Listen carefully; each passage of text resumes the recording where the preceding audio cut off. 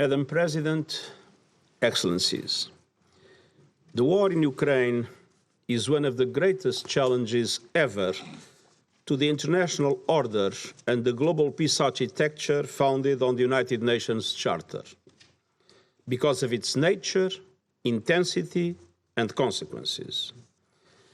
We are dealing with the full-fledged invasion on several fronts of one member state of the United Nations, Ukraine, by another, the Russian Federation, a permanent member of the Security Council, in violation of the United Nations Charter, and with several aims, including redrawing the internationally recognized borders between the two countries.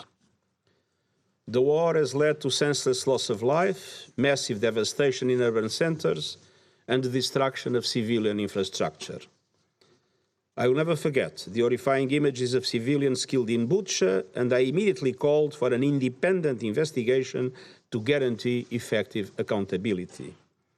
And I'm also deeply shocked by the personal testimony of rapes and sexual violence that now are emerging. The High Commissioner for Human Rights has spoken of possible war crimes, grave breaches of international humanitarian law, and serious violations of international human rights law. And the Russian offensive has also led to the displacement of more than 10 million people in just 1 month, the fastest forced population movement since the Second World War. Far beyond Ukraine's borders, the war has led to massive increases in prices of food, energy and fertilizers, because Russia and Ukraine are linchpins of these markets. It has disrupted supply chains and increased the cost of transportation, putting even more pressure on the developing world. Many developing countries are already on the verge of debt collapse due to the impact of the COVID-19 pandemic and the lack of adequate liquidity and debt relief, stemming ultimately from the unfair nature of our global economic and financial system.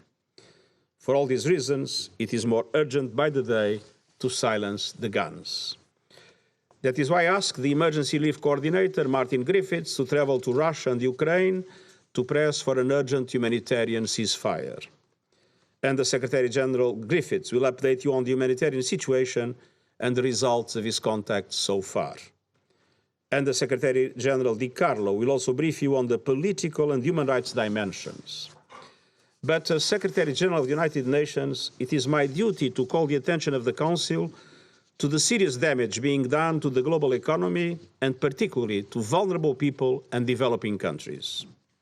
Madam President, our analysis indicates that 74 developing countries with a total population of 1.2 billion people are particularly vulnerable to spiking food, energy and fertilizer costs.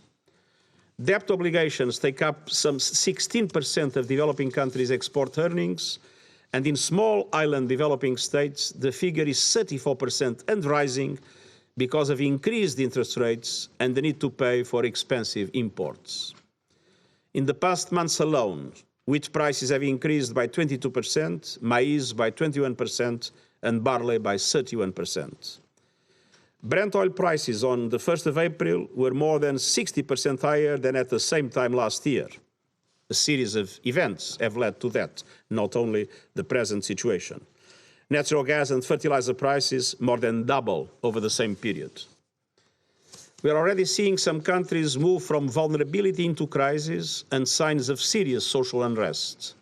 The flames of conflict are fueled by inequality, deprivation, and underfunding. With all the warning signals flashing red, we have a duty to act.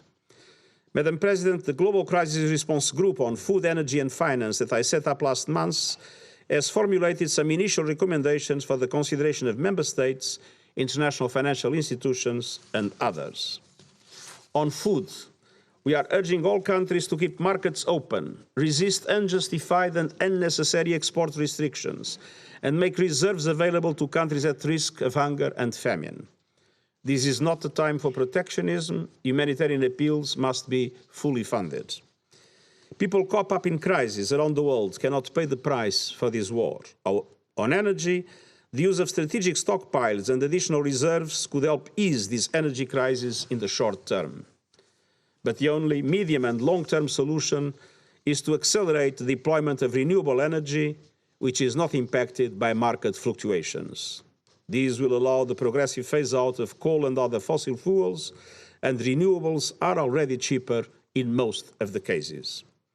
And on finance, international financial institutions must go into emergency mode. We need urgent action by the G20 and international financial institutions to increase liquidity and fiscal space so that governments can provide safety nets for the poorest and most vulnerable. The reform I've been calling for the global financial system is long overdue. All these actions are closely linked with the prevention agenda and with building and sustaining peace. Madam President, the war in Ukraine must stop now. We need serious negotiations for peace based on the principles of the United Nations Charter. This Council is charged with maintaining peace and doing so in solidarity. I deeply regret the divisions that have prevented the Security Council from acting not only on Ukraine, but on other threats to peace and security around the world. I urge the Council to do everything in its power to end the war and to mitigate its impact, both on the suffering people of Ukraine and on vulnerable people in developing countries around the world, and I thank you. I thank the Secretary-General for his remarks.